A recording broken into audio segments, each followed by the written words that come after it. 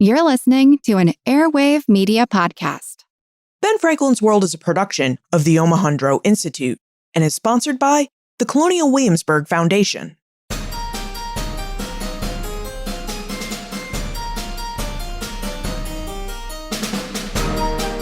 Hello, and welcome to episode 314 of Ben Franklin's World, the podcast dedicated to helping you learn more about how the people and events of our early American past have shaped the present-day world we live in. And I'm your host, Liz Covart. How do you picture everyday life for Native Americans in early America? Where do you see Native Americans living? What's around them? What kinds of buildings do they live in? What kinds of jobs and activities do you see them doing? Do any of the mental images that you've just created include images of Native Americans in early American cities and port towns? It turns out that it was actually quite common for early Americans to encounter Native Americans in the European port towns and cities that dotted early North America, especially those cities and port towns along the Atlantic seaboard of British North America. Colin Calloway, an award-winning historian and professor of history and Native American studies at Dartmouth College, joins us to investigate Native American experiences in early American cities with details from his book, The Chiefs Now in This City: Indians and the Urban Frontier in Early America. Now, during our conversation, Colin reveals why it's important to understand interactions and diplomatic relationships between Native American peoples and white Europeans and Americans, why Native Americans visited early American cities, and how Native Americans experienced early American city life and entertainments. But first, just as a reminder that this Thursday, October 28 at 6:30 p.m. Eastern, I'll be participating in a virtual program with the Historical Society of Pennsylvania. That program is called Inside Ben Franklin's World, a conversation with Liz Covart. Now, during this hour-long program, I'll speak with the Historical Society's own Anthony DiGiovanni about the life and times of Benjamin Franklin and about podcasting. So not only are we going to talk about history, we're also going to go for a behind-the-scenes tour of the work and ideas that go into this podcast.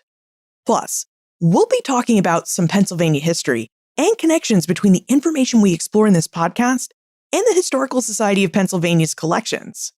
We'll also leave plenty of time to answer your questions, too. Now, this is a ticketed event, and all funds raised will go to support the Historical Society of Pennsylvania.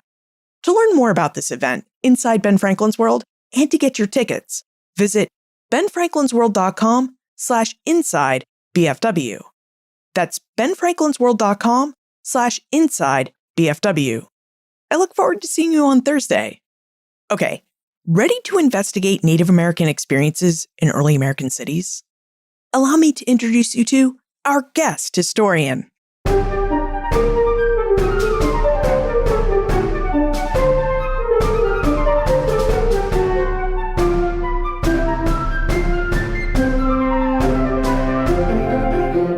Our guest is the John Kimball Jr. 1943 professor of history and a professor of Native American studies at Dartmouth College. His research specialty is in Native American history and in early American relations between Native Americans and white people. He's an award-winning scholar who has written numerous books, including his most recent book, The Chiefs Now in This City: Indians and the Urban Frontier in Early America. Welcome back to Ben Franklin's World, Colin Calloway. Thank you, Liz. It's a pleasure to be back. Thank you for having me. Well, we're really excited to have you back, Colin. And I had to look this up because in my mind, it hasn't been so long since we spoke, but in reality, it's actually been quite a long time. We last spoke in episode 29 when we talked about your then new book, The Victory with No Name, which was about the American defeat at the Battle of the Wabash in 1791.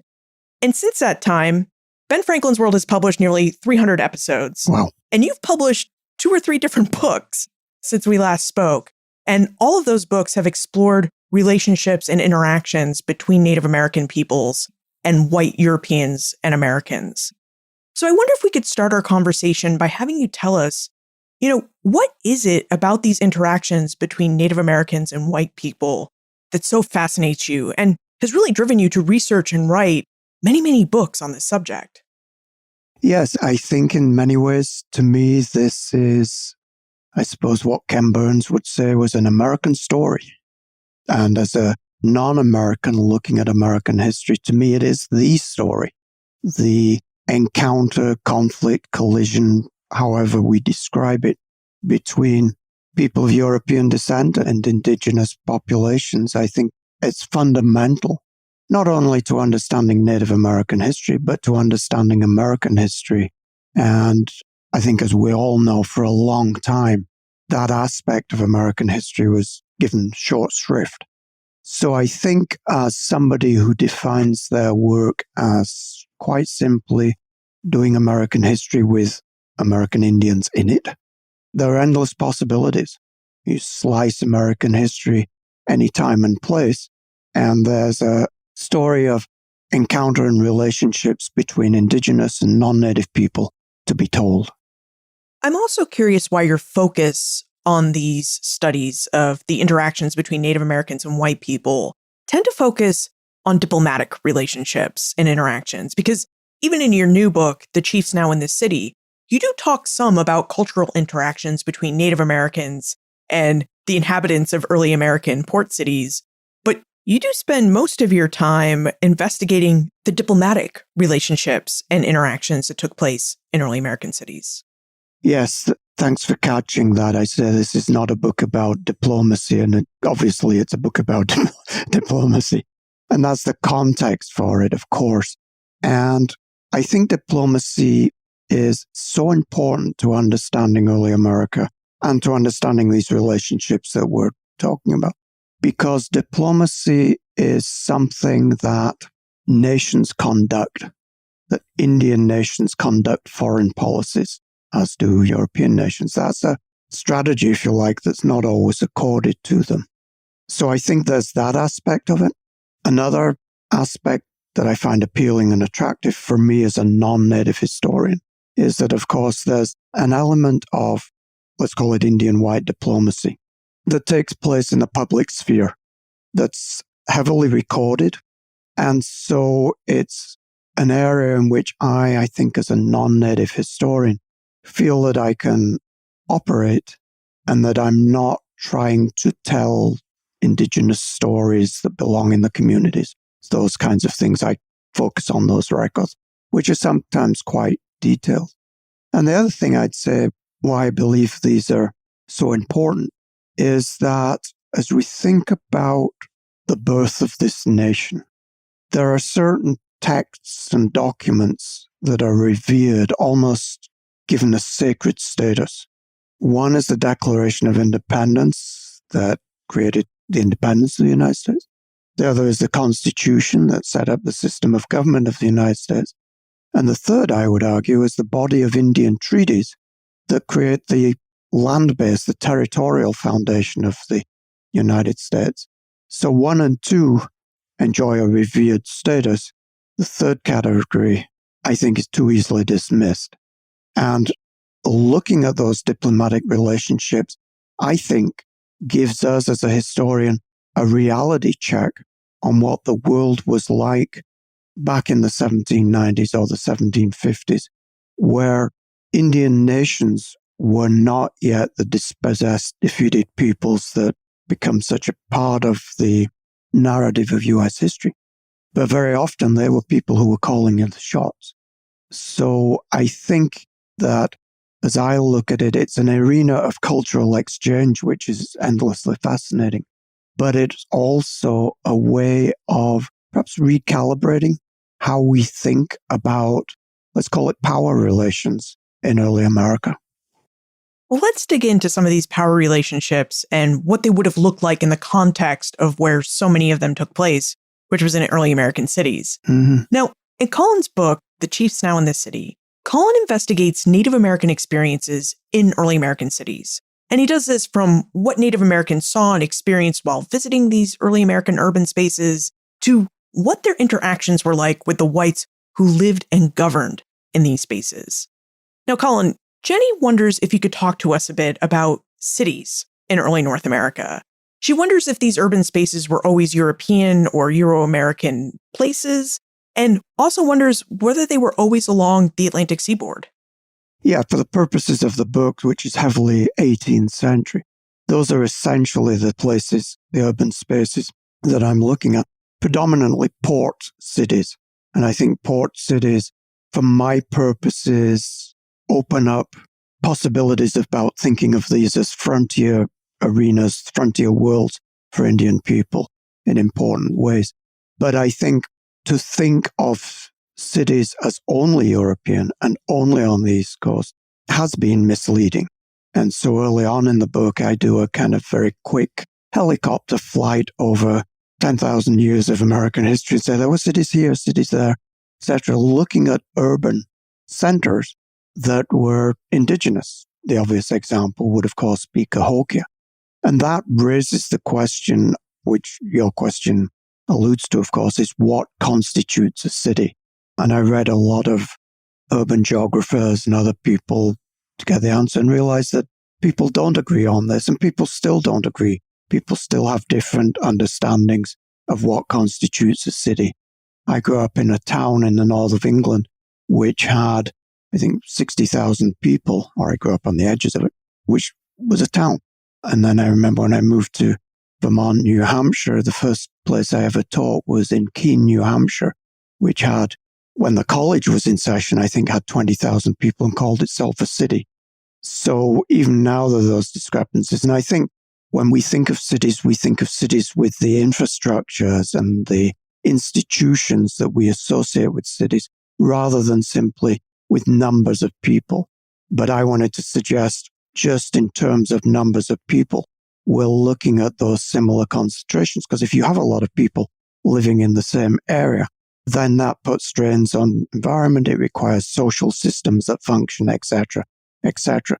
You can't say that people are just primitive without effective social organizations if you've got 20,000 people living in one area. And there are plenty of examples of that. And I suppose even at this time frame that we're looking at, if you look at the Mandan Hidatsa villages on the Missouri River that Liz Fenn has written about recently, those are, I would say, indigenous cities. They don't look like Philadelphia or Boston, but they function as trade centers. They support large populations. They have the economic base to do that, to agriculture. And they are places where people from other nations, and I'm thinking of Spanish, French, Canadian, British traders, go and hang out. And they do that to trade, but I think they're also there, in a sense, almost as ambassadors to create that connection. So what I wanted to suggest in the book was that Native people who traveled to Charleston or Philadelphia were not coming out of tradition and a history where the idea of a lot of people living in one place was totally alien and unknown. Clearly, by the 18th century, most of the native visitors are coming from smaller communities. Nonetheless, these are functioning polities. I think that's the term that I would use. So Native Americans, it sounds like, were very familiar with urban-like spaces, places where lots of people were able to gather. But I wonder, what was the specific draw of early American white urban places for Native Americans? So I'm thinking of cities like Boston and Philadelphia and New York and Charleston. What was the draw of these white urban spaces for Native Americans? Well, I think there's a number of things. One is, of course, that they are centers of power. And going back to our thinking about the diplomacy of early America, people go to conduct that kind of business where the centers of power are. So Europeans will often go to key places in Indian country, and native leaders come to, Philadelphia, and do it very often. So there's that. And sometimes the Europeans want that. So you have colonial leaders in Philadelphia saying, you must come to Philadelphia because this is where the fire has been kindled and we want to encourage that. Other times, native people are coming so often that they're actually trying to discourage them.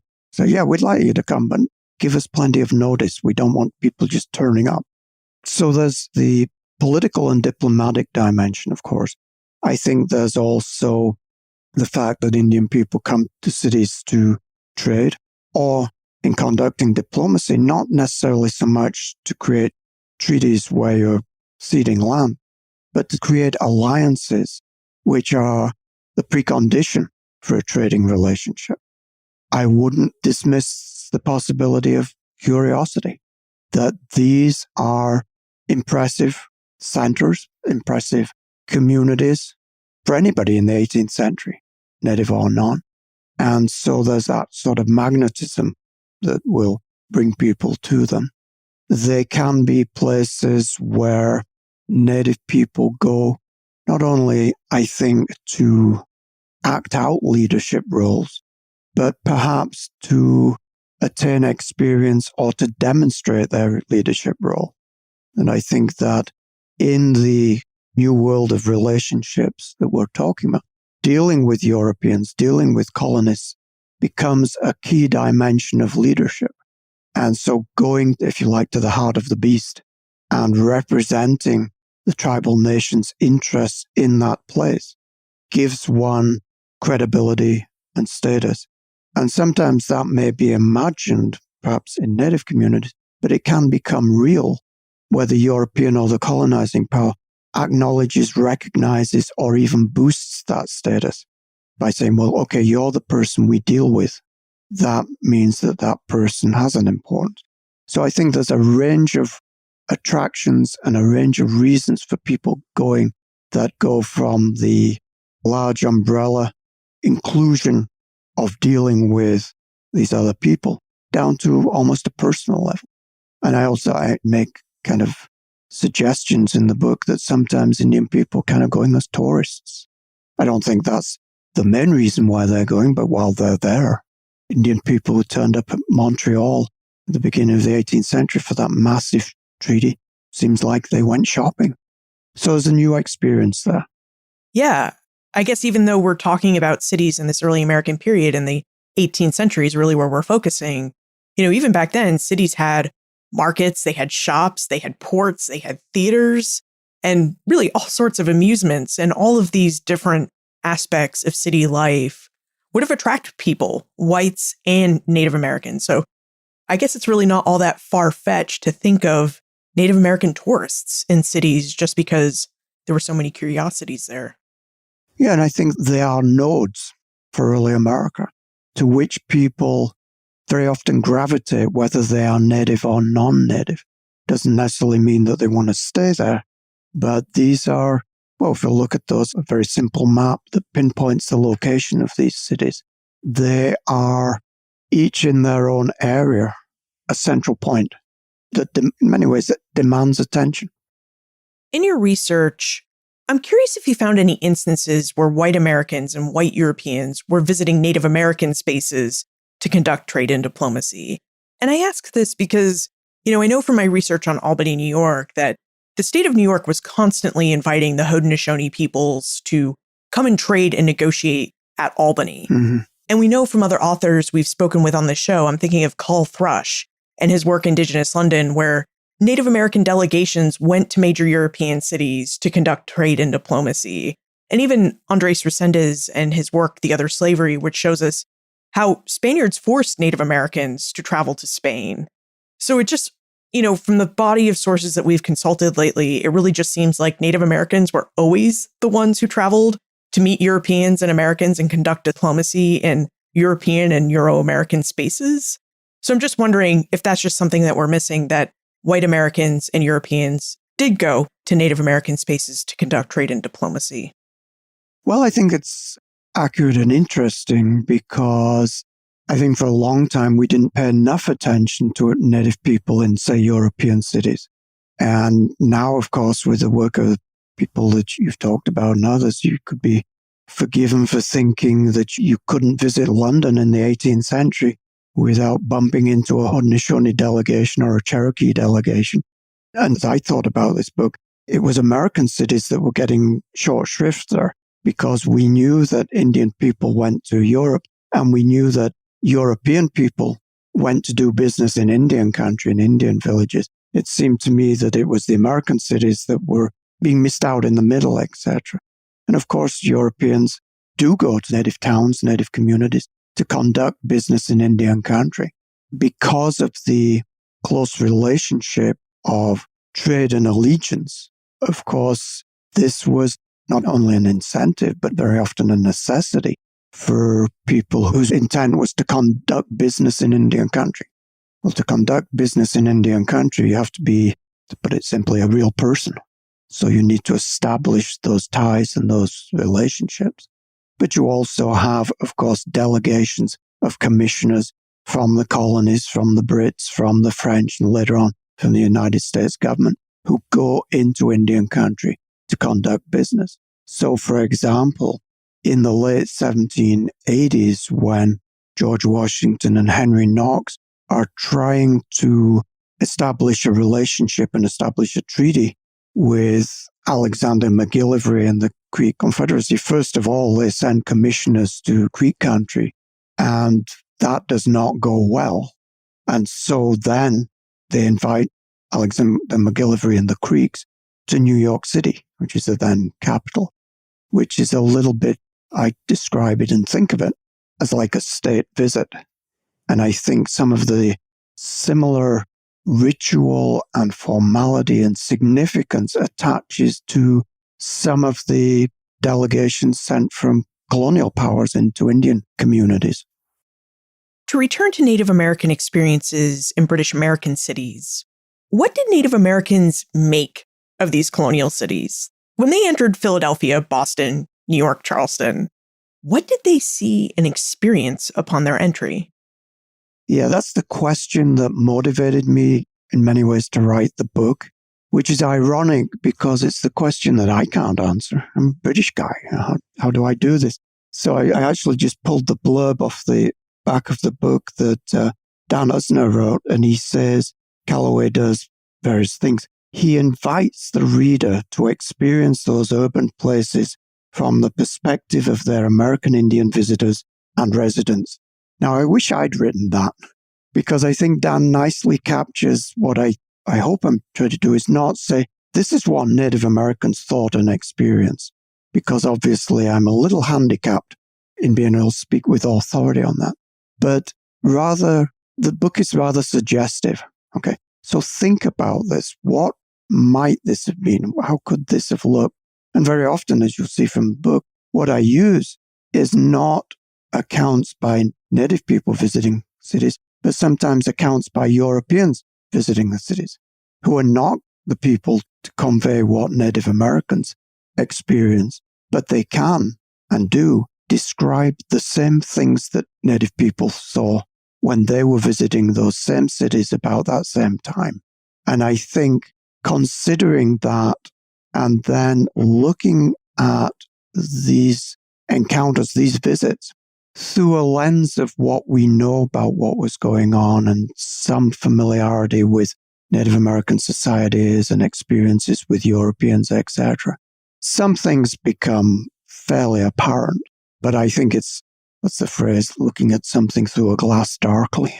But that is really what intrigued me, and I wanted to write this book because I came across so many instances of Native people in the city. First of all, there were so many instances of Native people in the cities. Just that in itself, I think, is important to convey, that a lot of Native people went to these cities, and some of them went a lot of times.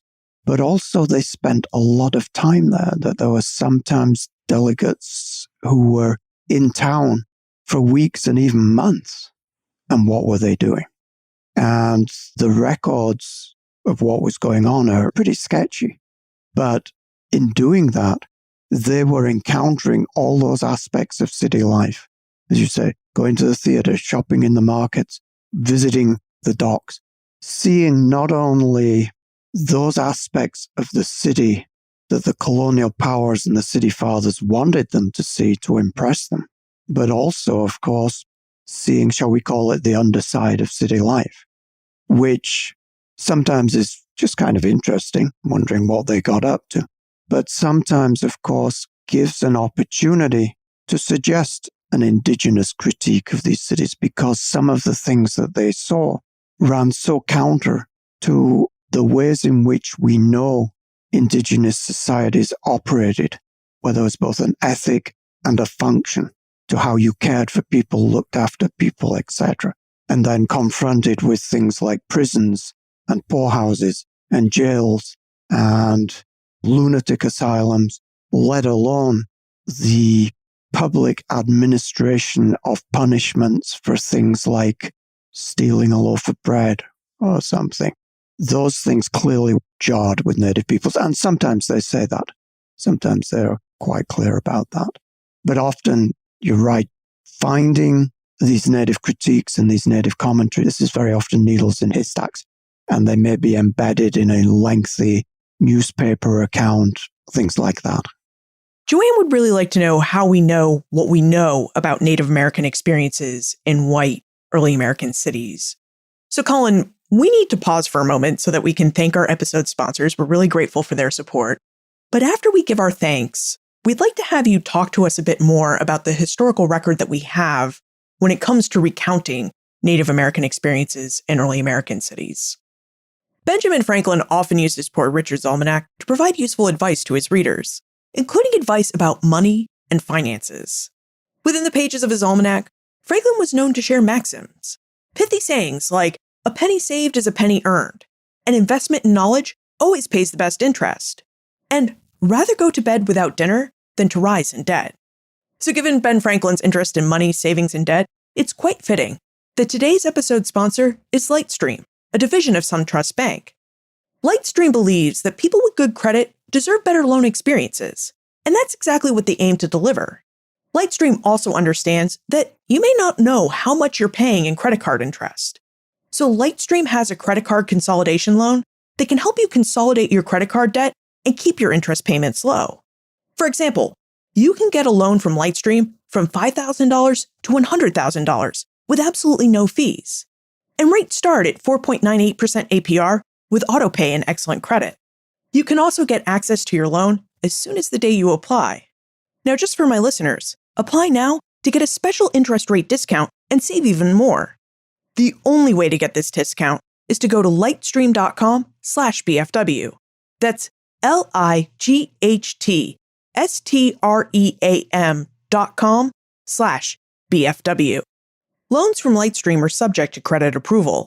Rates range from 4.98% APR to 19.99% APR and include a 0.5% autopay discount.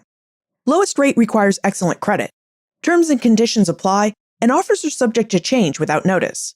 Visit lightstream.com/BFW for more details and information. Hi, I'm Carolyn Eastman of Virginia Commonwealth University, and my newest book, The Strange Genius of Mr. O, The World of the United States' First Forgotten Celebrity, is out now. During the early 19th century, James Ogilvy was the very face of eloquence. He had been a burned-out immigrant schoolteacher who discovered that he had a real knack for the spoken word, delivering thoughtful and passionate speeches. And in 1808, he decided to abandon the schoolroom and undertake a career as a traveling public speaker. The reason why Ogilvy matters so much to the history of early America is that he was, in essence, the first great public speaker who vast numbers of early Americans were able to see. He was somebody who was terribly eager, not just to make a name for himself, but also to help Americans imagine a kind of, maybe not unity, but at least he could get them unified in thinking together about the same subjects. And he succeeded. One of the most remarkable things about his story is how long he succeeded in doing exactly that. Be sure to pick up your copy of The Strange Genius of Mr. O wherever you buy your books. And if you'd like to purchase your copy of The Strange Genius of Mr. O at a 40% discount, visit benfranklinsworld.com/Mr. O and use promo code 01BFW.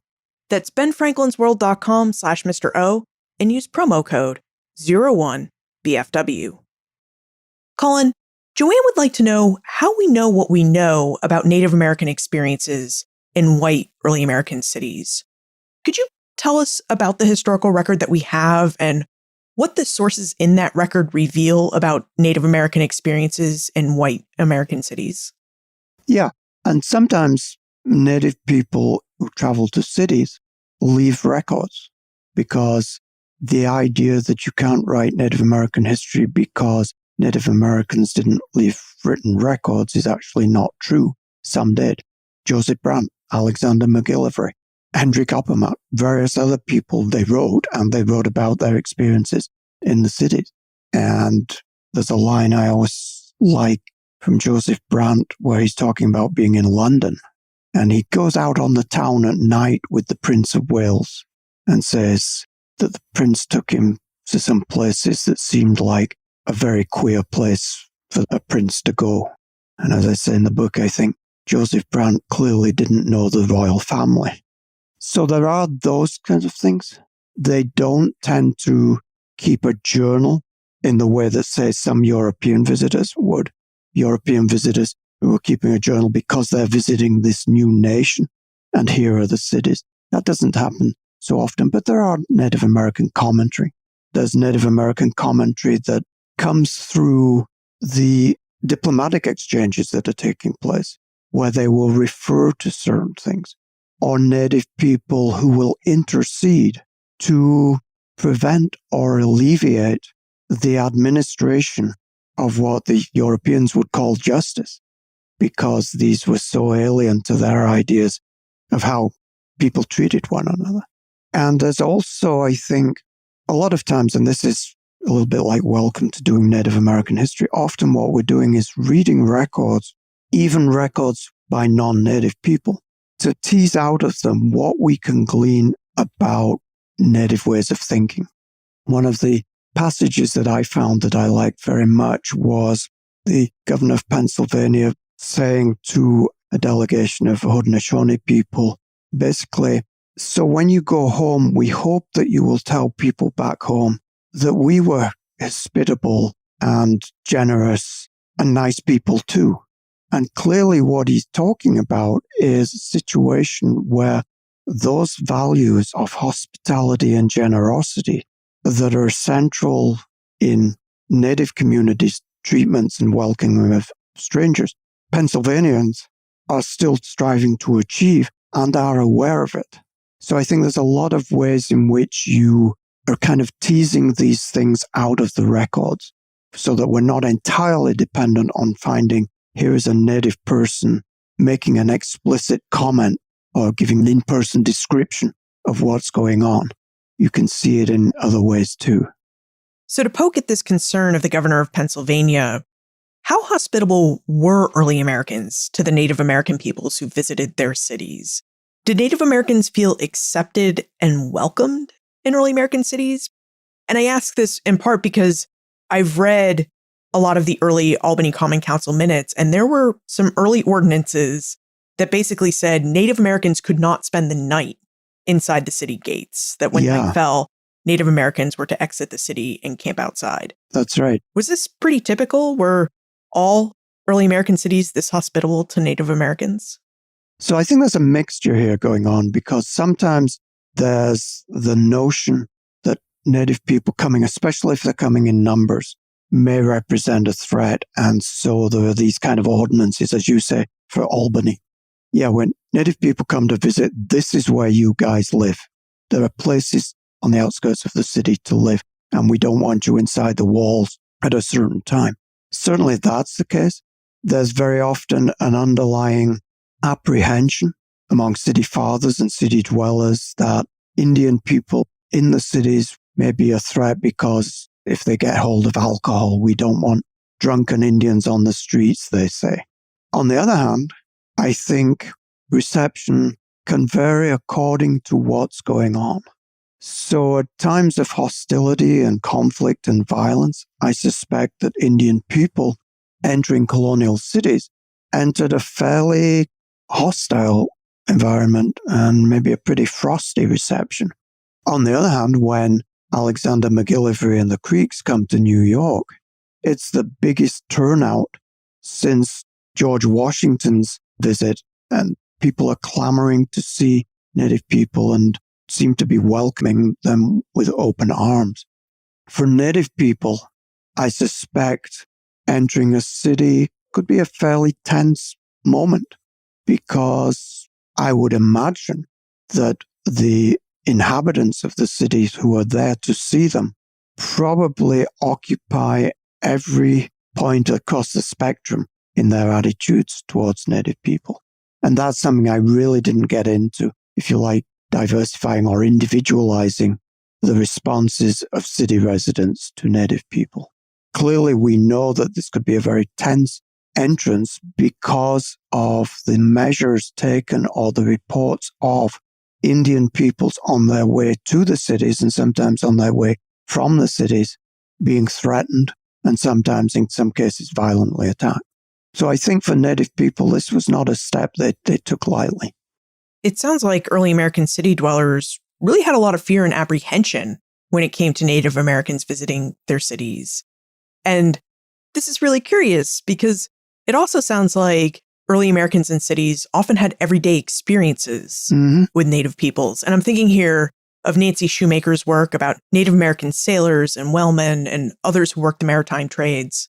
And also about your book, The Chiefs Now in the City, where you explore how Native peoples lived in early American cities and often worked side by side with white city dwellers. So it doesn't seem like white Americans should have been so surprised when Native Americans turned up in their cities and been so fearful. I have just one chapter in the book where I talk about the Native people who are in town anyway. Right? They don't have to come part as a delegation because that's where they are. They are working there. They're servants, laborers, soldiers, or even sailors, especially in port cities. So they are part of, if you like, the fabric of urban life. They perhaps lack that, shall we say, exotic quality of the Creeks arriving in New York. But that's really interesting to me, and I make a kind of allusion to it without really having any hard evidence, that if we think about reception and the people along that spectrum of responses to Indian delegates arriving in the cities, what about the Indian people who were urban residents who were in that crowd? How do they respond to Indian people from, in many cases, from much farther afield coming there? What does this mean? How do they react? Does it seem a little weird, a little strange for there to be this public event and almost ceremonial welcome of Indian people when they themselves are Indian people and they're there all along?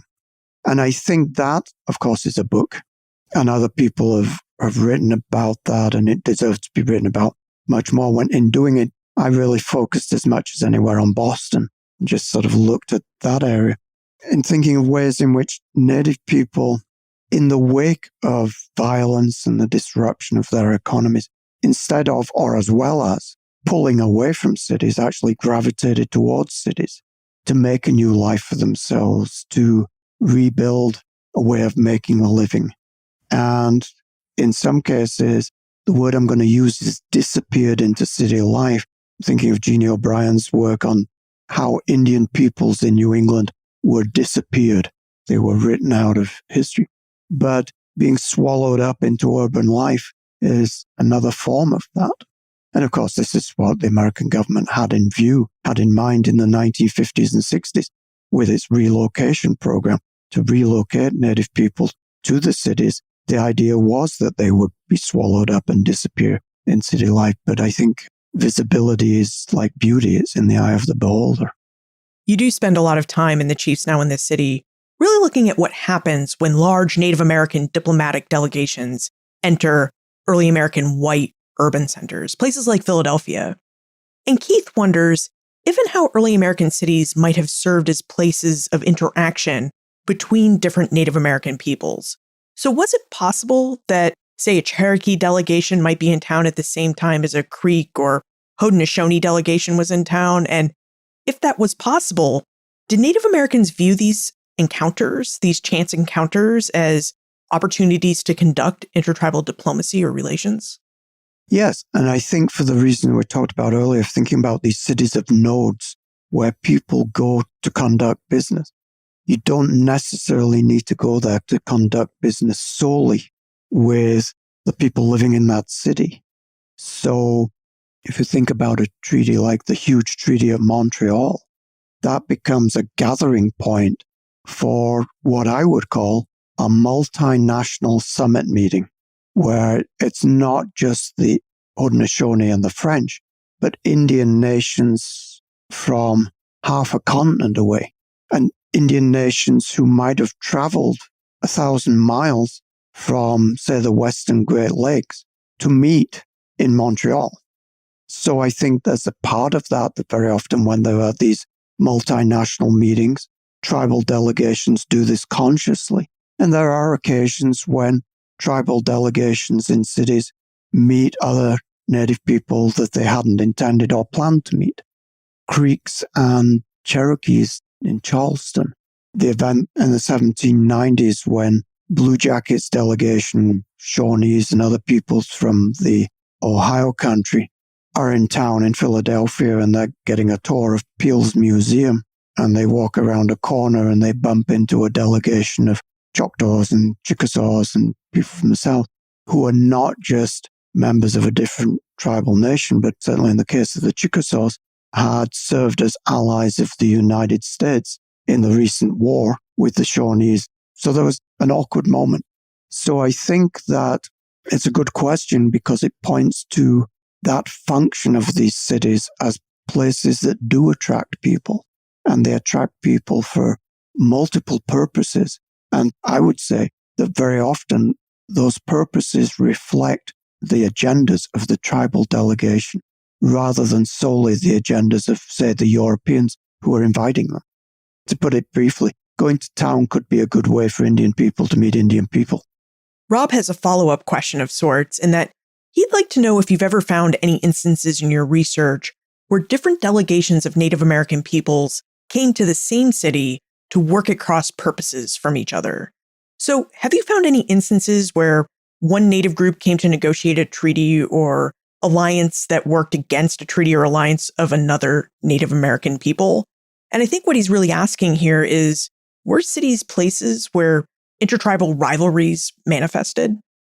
I suppose the example that I just gave is a little like that, although by that time both sets of delegations are in town to negotiate or reaffirm peace with the United States. So even in that case, I'd say sometimes the tribal delegations are coming for specific tribal purposes to renegotiate a specific treaty or the terms of a specific treaty. I'm thinking of Cherokees doing this, which puts them in that urban environment at a time when other tribal delegations are there who are not there for those purposes.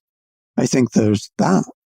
The other thing I'd say, which is not to tap dance around Rob's question, which I think is a good question, but also to think of single tribal delegations or even single tribal people in cities where there are competing diplomacies, and the competing diplomacies are European. So I'm thinking of Joseph Brant visiting Philadelphia, and he turns down the opportunity to have dinner with George Washington and instead goes and has dinner with Robert Liston, the British ambassador. And I suppose this is maybe a better answer to your previous question, Liz. You go to Philadelphia and you get a twofer. You can deal with the American government or not, but you also get to deal with the British government. And in Brandt's case, he knew that dealing with the British ambassador would serve his purposes because the Americans would know about it, but it would also have reverberations in Canada, where he's got his own thing going on. So yeah, I think when I have set up early American cities, said, let's think about them as a frontier. And of course, one of the pitfalls of that is it conjures up a view of the frontier that we all struggle against, as it having two sides.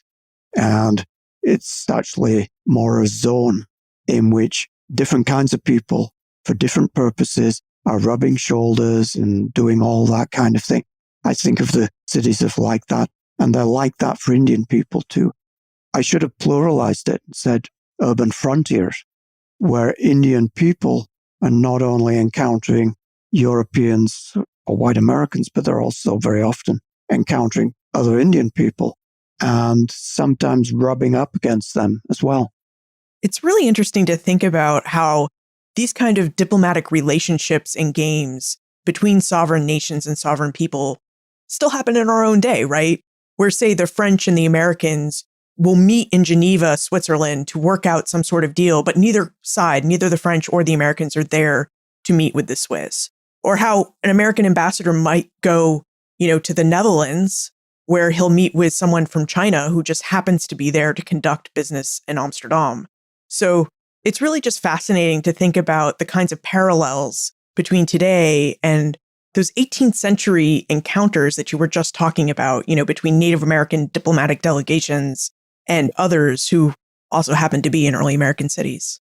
Yeah, or the other thing I often think about is state-to-state diplomacies going on, and meanwhile, Prince William and Kate come to the United States or Canada on a visit. So they are not necessarily charged with the conduct of diplomacy, but it has implications and it has reverberations and might actually have more visibility than other things that are going on. I'd like to talk a bit more about these state visits because you do spend a fair amount of time in your book, The Chiefs Now in This City, talking about how Native American delegations in the 1750s and even earlier into the 18th century were really viewed as powerful sovereign nations. And whites were eager to conduct diplomacy with them, both for the purposes of trade and for the purposes of safety and wartime diplomacy. But when I read your book, it seems that view of Native Americans as powerful sovereign nations that needed to be taken seriously and welcomed in early American cities with open arms, really changed as the United States emerged as an independent country. Could you talk to us about this change in treatment of Native Americans and why Americans had viewed them as powerful sovereign nations, and then by the late 1790s had really started to view them as, I think you put it, needy supplicant nations? Yes, I think I probably got pulled into writing this book, probably in the course of writing my last book on the Indian world of George Washington, because there was an awful lot of Indian business going on in Philadelphia in the 1790s, particularly the early part. And some of those delegations were the delegations I talked about, the corn planter delegation in Senecas, where they're in town for weeks and weeks. They spend, they have an exchange of speeches with George Washington, but they're in town a long time. And there are a lot of them. There's a passage that I like to cite where it's pointed out that George Washington has dinner. This would be dinner in the afternoon. In the course of 1 week, he has dinner on 4 different days with 4 different Indian delegations. And that's not because George Washington liked having Indians over for dinner. That's because he understood that these people mattered and that Indian power still mattered. And of course, one of the reasons why George Washington is meeting with Indian people in the early 90s is because he's just lost the only army that he has, and which we talked about last time I was on the show. The Indian Confederation in the Northwest destroyed the American army. Well, at the very least, the United States government has to engage in some pretty urgent diplomacy, if only to buy itself time, and if only to prevent the Iroquois throwing in with the now victorious Northwestern Confederacy. So there's a lot going on there, and I think that very busy period in Philadelphia's native diplomacy sort of hooked me. I really want to understand this. And then, of course, when that crisis passes, the war for the Northwest is won with the Treaty of Greenville. The borders of the United States are somewhat secured with treaties with Britain and with Spain.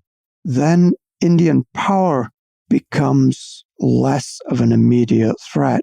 And to put it bluntly, the United States can get on with the business of building a nation on Indian land, so that Indian diplomacy that previously has always been to some extent about the transfer of land, but has often been about other things too, increasingly now becomes that's the goal.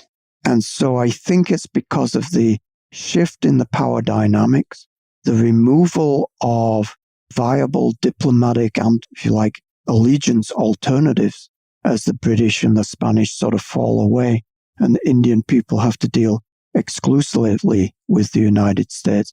Those shifting power dynamics generate a concomitant shift in the nature of diplomacy. It becomes much more as I see it, top-down, one-dimensional diplomacy.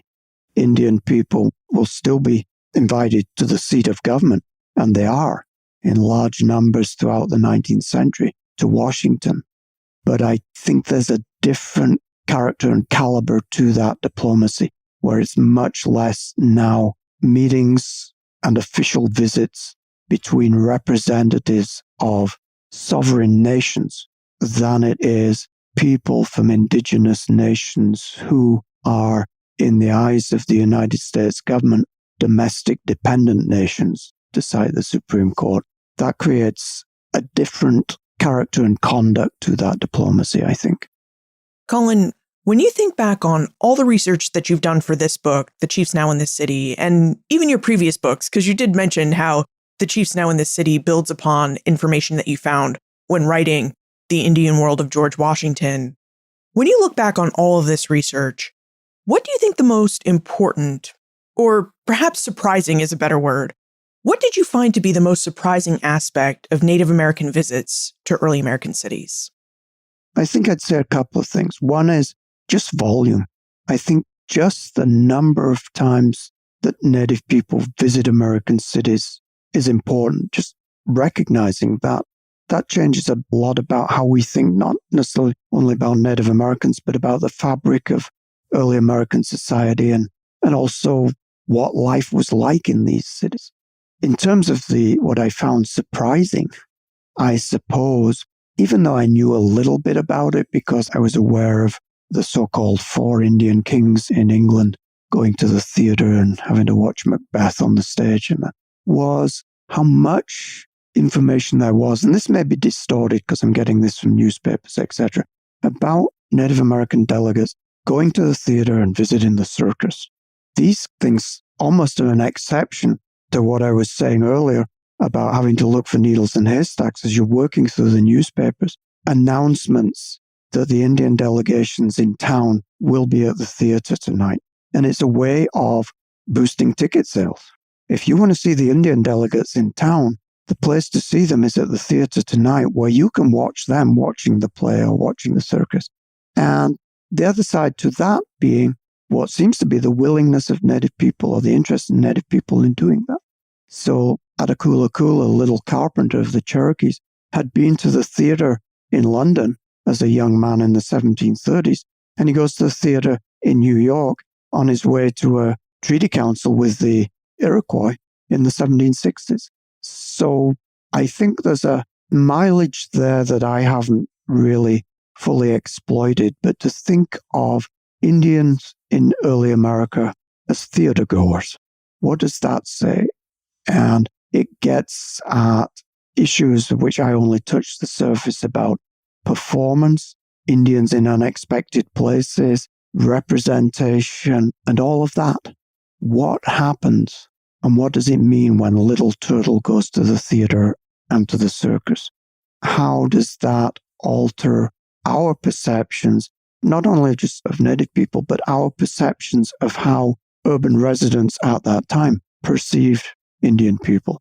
Did it alter their, if you like, stereotypical thinking about Indian people and what Indians represented and what Indians did? I find that really intriguing. That subject alone, the theater and Native American attendance, sounds like a fascinating and very interesting book. Yeah, but not for me. That's okay. I really think somebody will write that book. But now we should move into the time warp. This is a fun segment of the show where we ask you a hypothetical history question about what might have happened if something had occurred differently or if someone had acted differently.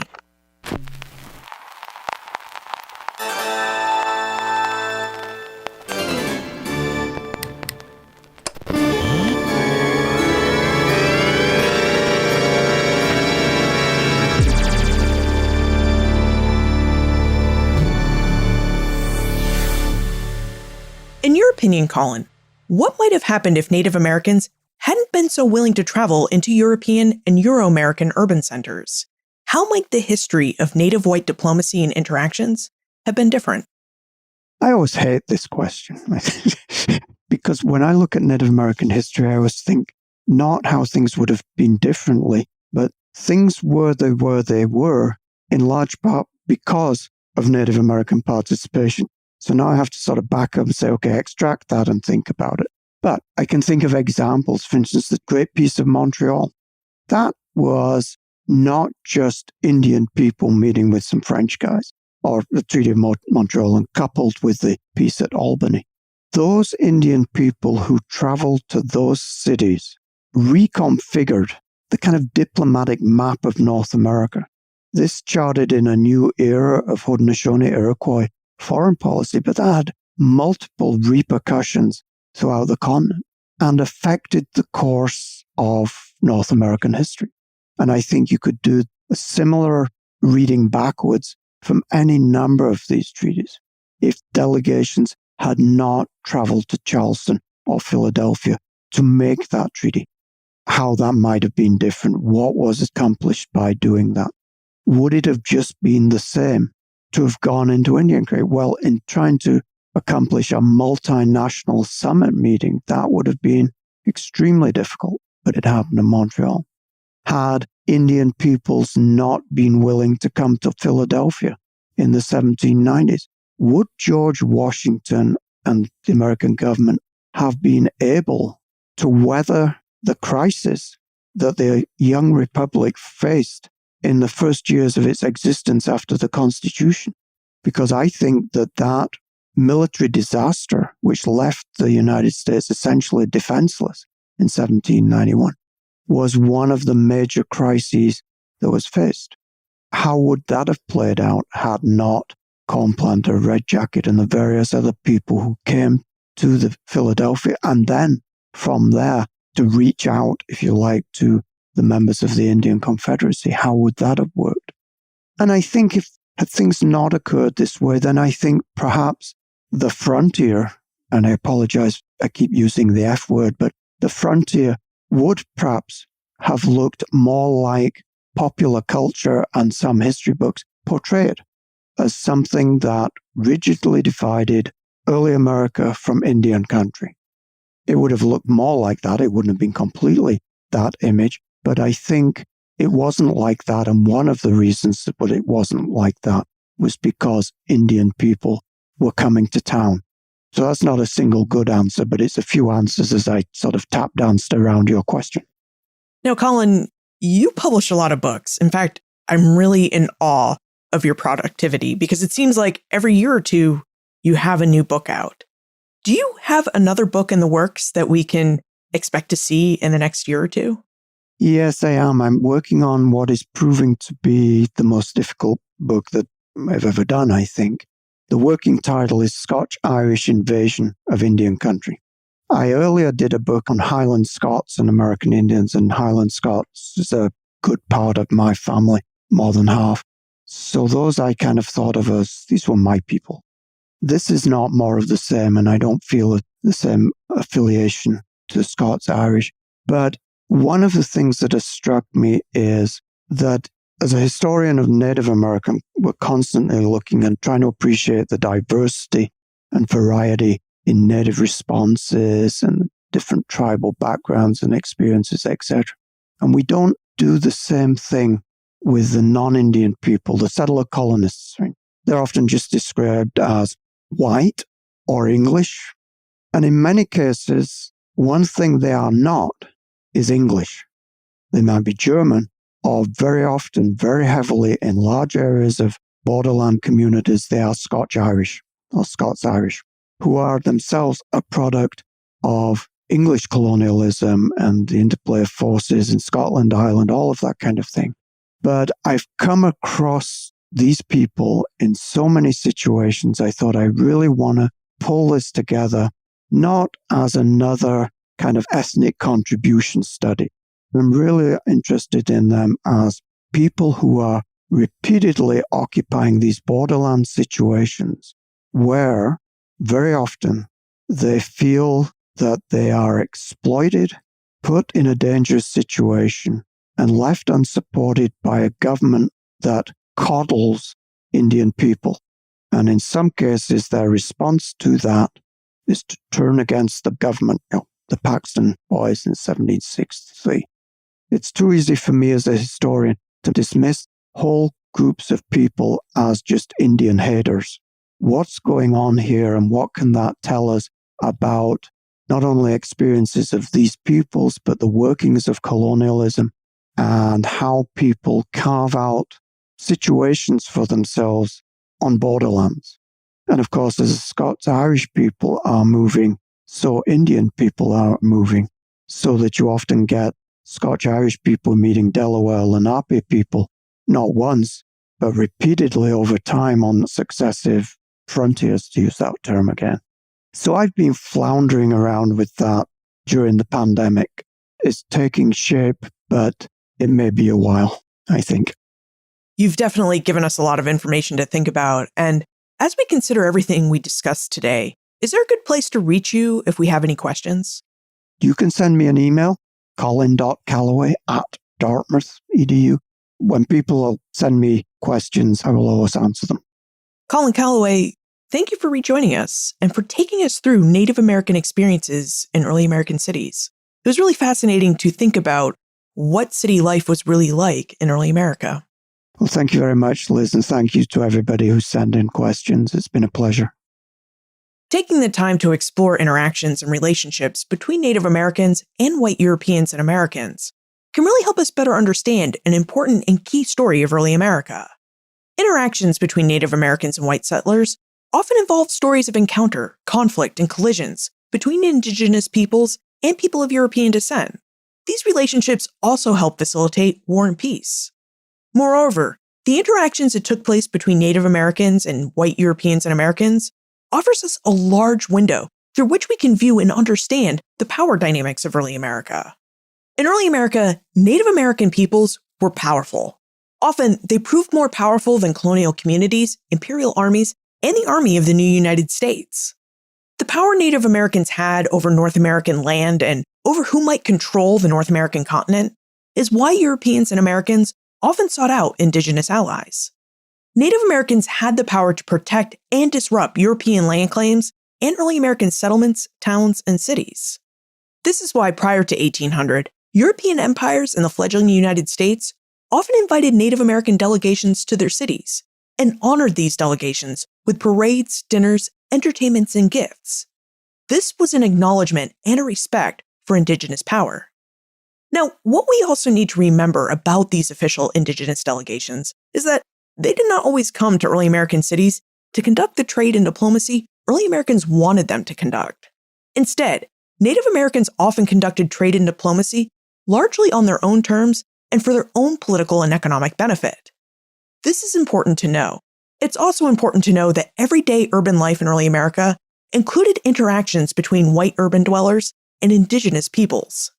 Knowing all of this information helps us better see and understand the cultural and political fabric of early American society.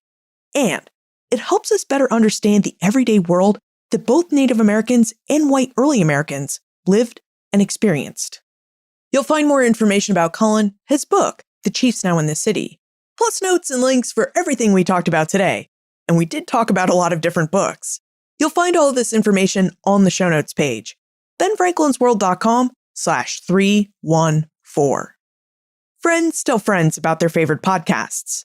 If you enjoy Ben Franklin's World, please tell your friends and family about it.